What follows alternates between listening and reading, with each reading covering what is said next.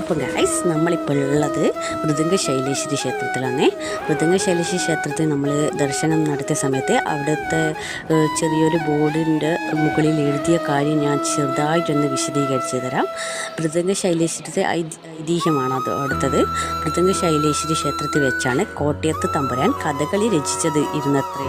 എത്ര ശ്രമിച്ചിട്ടും കഥകളിയിലെ സ്ത്രീവേഷ രൂപം എങ്ങനെ ചിട്ടപ്പെടുത്തണമെന്ന് തമ്പുരാനെ മനസ്സിൽ തെളിയാതിരുന്നതിനെ തുടർന്ന് ക്ഷേത്ര തീർത്ഥക്കുളത്തിൻ്റെ അരയാൽ തറയിൽ മൃദംഗ ശൈലേശ്വരെ ധ്യാനിച്ചിരുന്ന തമ്പുരാന് കഥകളി സ്ത്രീവേഷ രൂപത്തിൽ തന്നെ തീർത്ഥക്കുളത്തിൽ നടുവിൽ